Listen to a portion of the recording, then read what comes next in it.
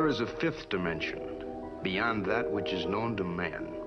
It is a dimension as vast as space and as timeless as infinity. It is the middle ground between light and shadow, between science and superstition, and it lies between the pit of man's fears and the summit of his knowledge. This is the dimension of imagination. It is an area which we call the Kaalia Zone.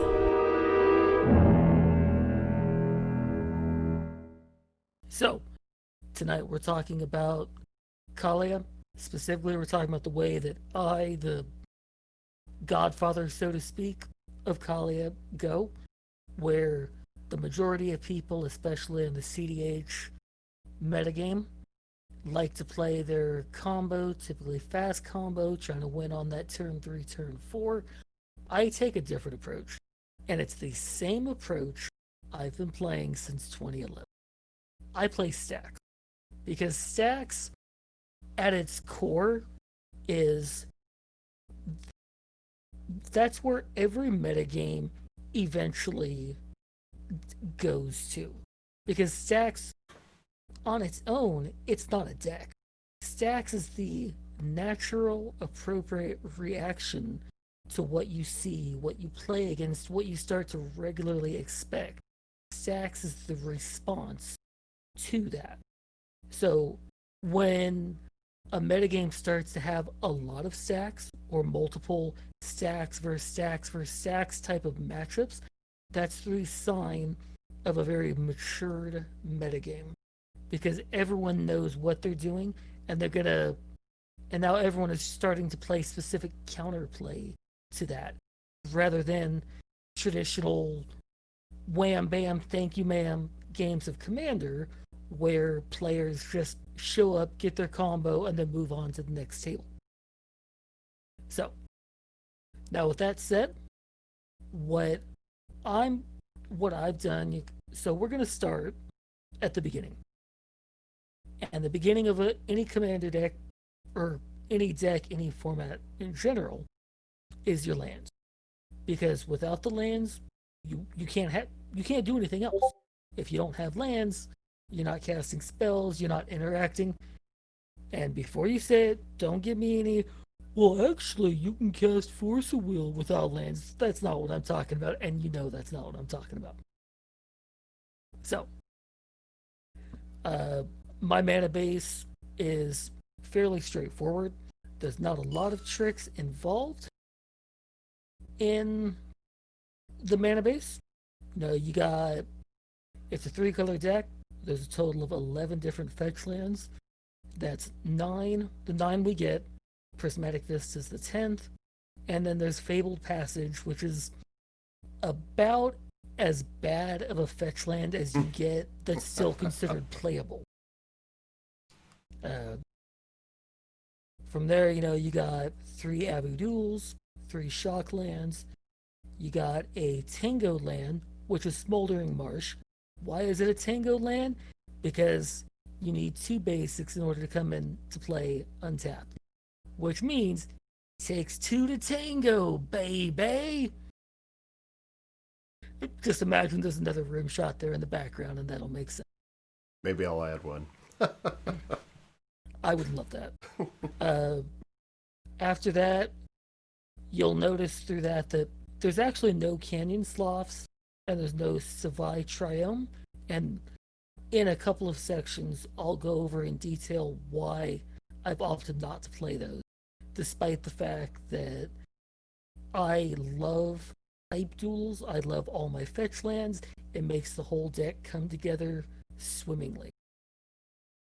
But yes, there's a reason for that. After all your type duels, you'll wind up with a Cavern of Souls, Command Tower, Reflecting Pool.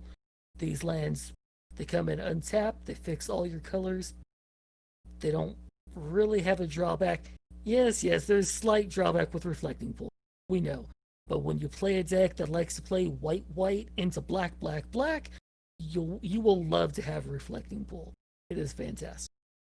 And then now you got Ancient Tomb, you got Strip Mine, Wasteland, pretty standard fare. Those are the only colorless lands in the deck.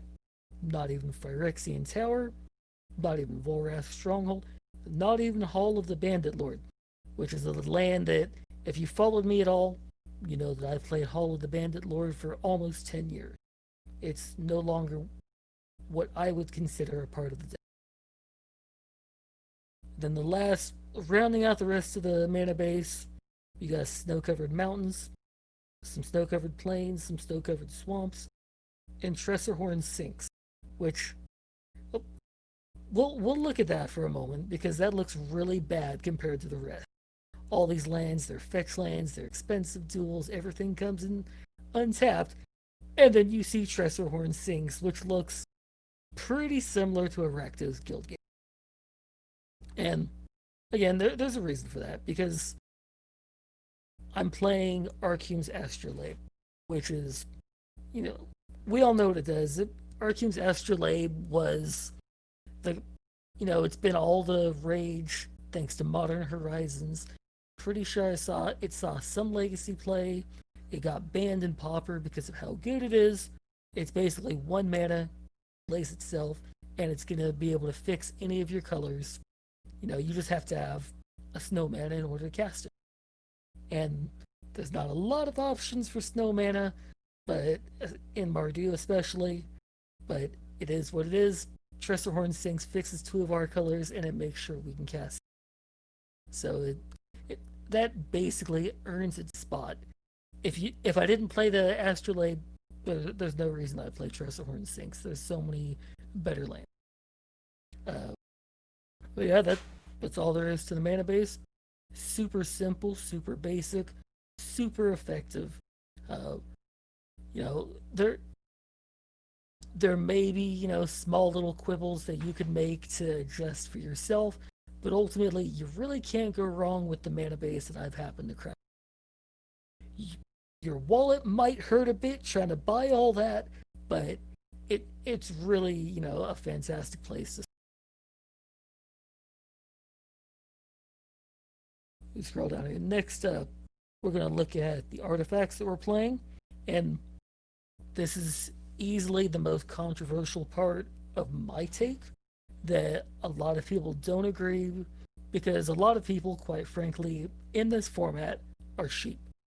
They see, oh, well, this person plays this, so I have to play this. And next thing you know, you've got 30,000 Kaalia decks out there that all look 90% the same. So, how am I different? I don't play mana rocks. Let's say that again. I do not play mana rock. No Soul Ring, no Mana Crypt, no Moxen, no Signets, no Talismans, nothing. Why? Because I play Null Rod, I play... Where'd the other card go? Oh, that must be down in enchantments. But I play Null Rod, I play Stony Silence, because everyone out there loves their mana. They love their Moxen, their Soul Ring, and they especially love their Smothering Tithe. I hate Smothering Tithe, not because it's good. I mean, quite frankly, I think it's a really awful card, because you're paying 4 mana for nothing, a blank, until your opponents do something. But people love this card. They love trying to play it and then get some wheels going on to get a bunch of treasures, and I get it. I get the interaction. But because everyone loves this card, and they build their decks in such a way that they use a lot of mana rocks to chain into other rocks, I can play cards like Null Rod, and basically I just got a massive X for 1 over all these decks, because all of a sudden, these people are playing 30 land and 12 to 15 mana rock, and that Null Rod just shut down a third of their mana production. If they're stuck on 2 lands, maybe a 3rd land by late game, and I'm still making my land drops and doing my thing, those people aren't going to effectively keep up with you or me in this case. So,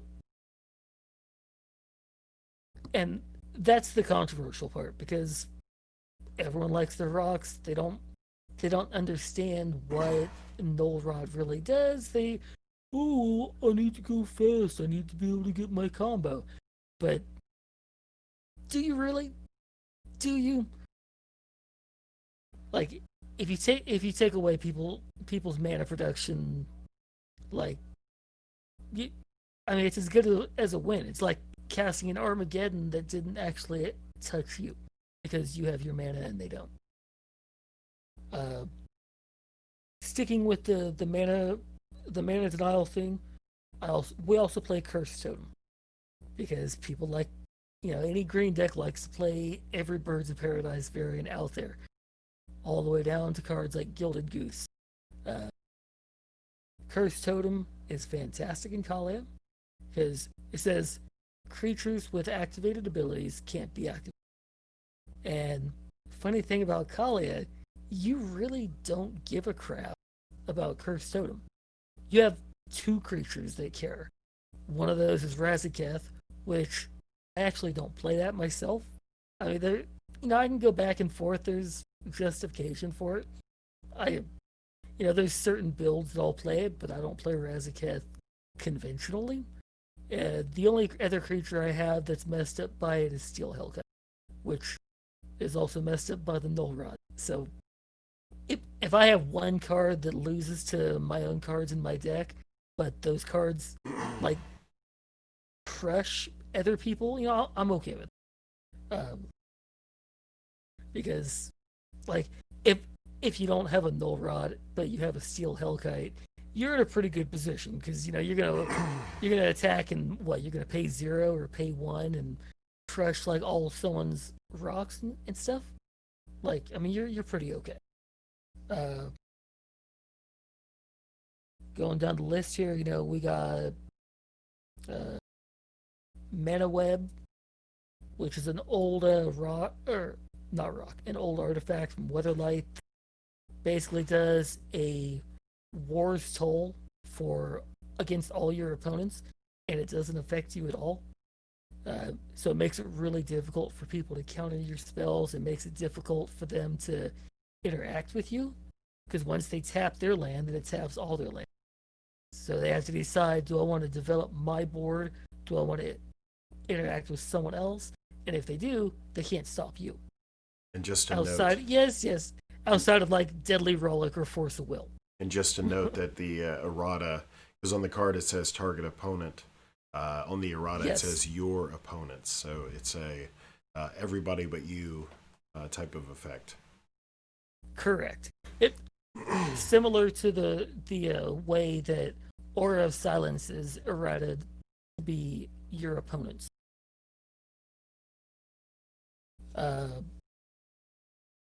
Anyway, going down, like, there's not a lot of spice here in the artifacts besides the Null Rod package.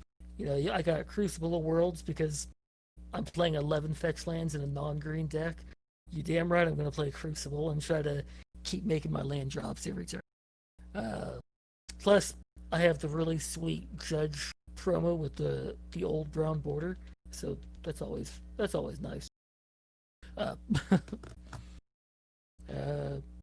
love my Trinisphere because even free spells still cost 3 mana. Force of Will is great.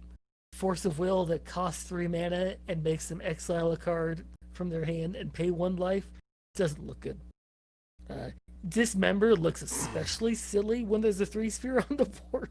I'm gonna pay 3 and 4 life, or I'm gonna pay 3 of that. Like, that looks like a really bad removal spell.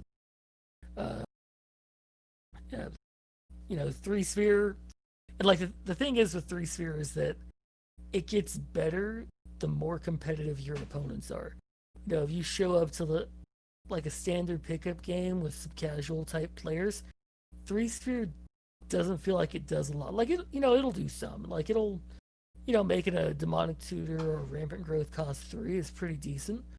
But once you get to those competitive, like, top end decks, the guys playing Mox Diamond into Chrome Mox into Dockside Loops, that 3-sphere really slows those people down to the point that they really can't play. They can't go and combo out because they don't have the available mana to cast all the spells they need to. And and if you really want to lose friends, go ahead and play that turn 1 off of Mishra's Workshop. Fantastic way to earn free punches in the face from your opponent. But it worked.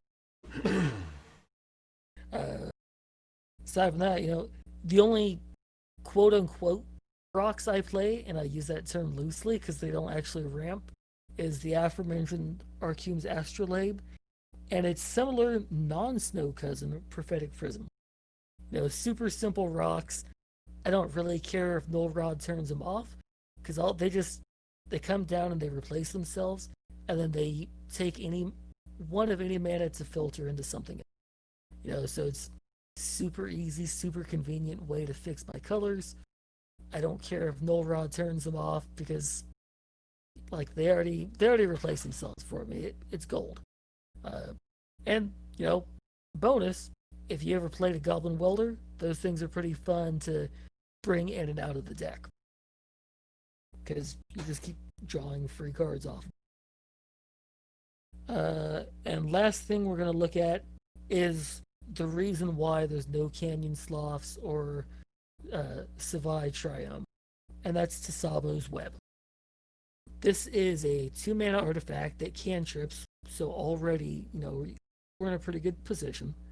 And then it says, lands with an activated ability that don't produce mana don't untap.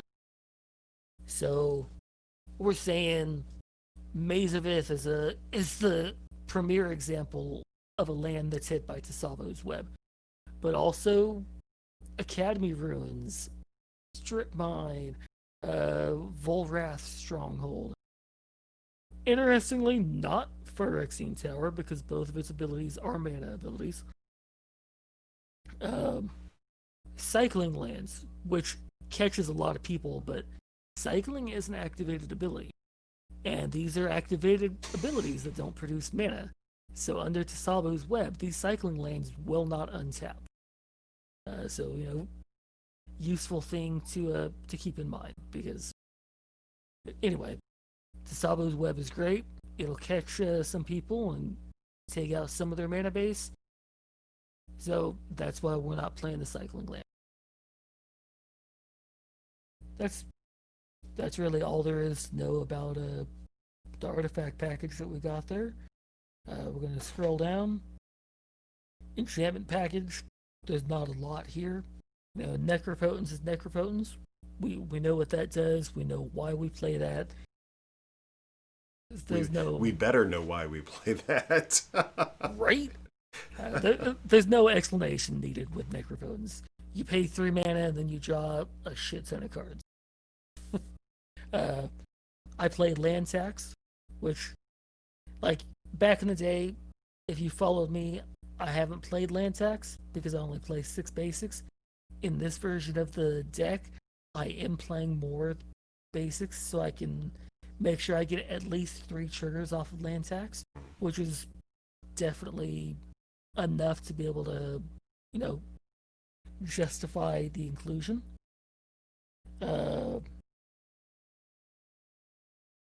You'll see Earnest Fellowship there. That's the signature card that I kind of discovered. When was that? I think 2012. That's when it's been a while. Earnest Fellowship first got into the deck, and that's when the deck took that card and named itself after that with the quote-unquote Fellowship version of Kaalia. And that's a simple 2-mana enchantment that gives each creature, so it's symmetrical, protection from each of its own colors. So Kaalia, for example, now has pro-black, pro-white, pro-red. So you can't plow it, you can't bolt her, you can't dismember her, you can't path her, you can't condemn, you can't devour in shadow, etc., etc. The only ways you can interact with her is you can Beast Within, Pongify, Hybridization, Reality Shift, the classic Simic cards that we're always looking out for anyway, because Simic is Simic. Players play Simic because they want to be able to feel like they have a deck that can do anything and has no weakness. Not that I'm like jelly of Simic or anything. Well, of course not. Anyway, there is a couple of other. I actually play Blood Moon and Magus of the Moon in a 3-color deck without green. This is another part of that controversial take because people, oh, you can't play Blood Moon in a 3-color deck. And that's because so many players play a lot of non-basic lands. And the thing is, non-basic lands are great, but non-basic lands are still a liability that more savvy players, in this case myself, will capitalize on. And because so many players skimp on the number of basics, it makes them extra soft to a Blood Moon.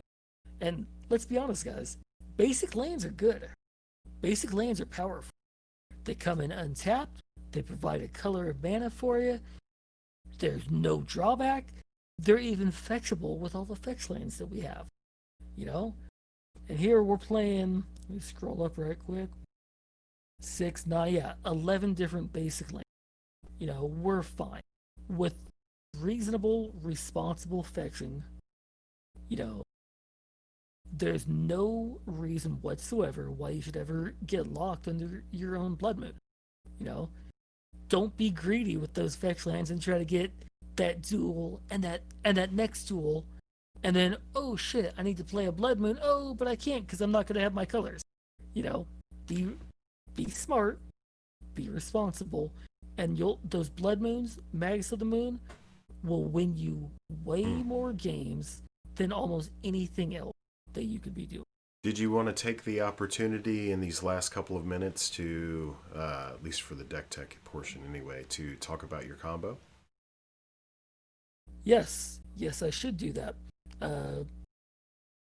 Because looks like the next thing coming up was going to be your tutor package, your card draw suite, and you're playing Mardu. You pretty much know what tutors and what card draw you're going to be playing. I don't think there's a lot of spice, justification that needs to be made there. So the combo that I went for, part of that involves Dragon Tempest. It triggers when a creature with flying enters the battlefield. If that creature was a dragon, then you deal some damage to any target. Basically, if you get an arbitrarily large number of ETBs from a dragon, you wind up winning the game because you'll machine gun all the opponents. And how do you get an arbitrarily large number of ETB triggers from a dragon?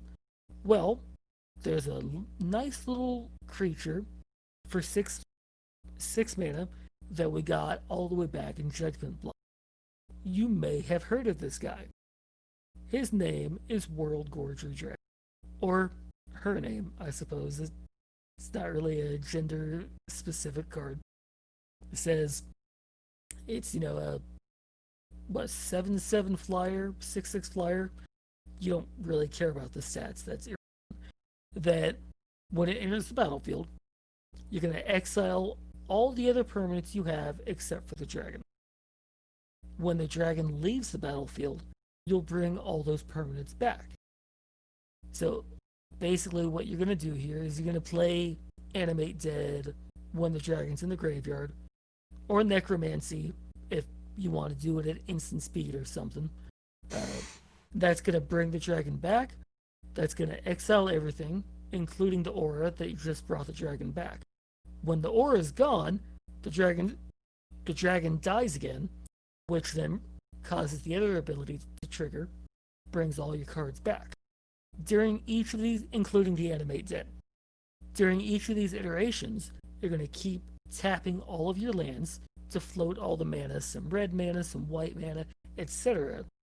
And you're going to keep doing this, eventually ending the chain with 9 gazillion mana in your mana pool. Exactly 9 gazillion. Yes, and so you have to end the chain on some other creature in the graveyard. Doesn't matter what it is, but if you don't have another creature, then this game is going to be an involuntary draw because you can't stop unless you use like necromancy to do it at instant speed, and then you had an instant speed win con. That's something else entirely. In this particular deck, there's two different ways that I could end it. I could either have with all that mana, I'll end the loop by grabbing Siobhan Hellkite out of the graveyard, because that has an ability that you pay 2 mana and deal 1 damage to any target. So with all that mana, I just machine gun everyone there at the table. Or, and my own personal spice, of all the cards like this, I actually opt for the old classic Fireball. Because I have the old, fairly obscure arena promo of Fire. That's really the only reason for it. Because I like that really old look to it. And Fireball, you put the mana into Fireball, you pay 1 for an extra target, put more mana in for the next target, pay another 1, etc. You've got 9 gazillion mana, so it's no problem to set your Fireball up to hit 3 different targets. Bonus, by doing it like this makes this one spell target multiple things. So effects like Shunt, for example, that would redirect a spell to a different target, they don't work on it because it needs to have one target. Yep. So as opposed to some of the people that'll use a Banefire effect, or they'll use an arbitrarily large number of Searing Touches, that these can get hosed by like a single like redirection type effect. Whereas using one spell with multiple targets, it's a little bit harder to interact. Obviously, it still loses to Force of Will. You can say that about 10,000 spells in Magic that all lose to Force of Will. But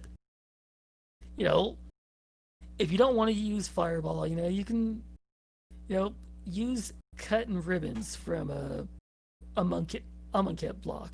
You can use Comet Storm from Zendikar and the dozen of reprints that they've given that card. You can use Aurelia's Fury from Return to Ravnica. Any X spell that can hit multiple targets, including. Like I said, I opted for Fireball because I have that really old arena promo. That's really the only reason. And what a way to go out.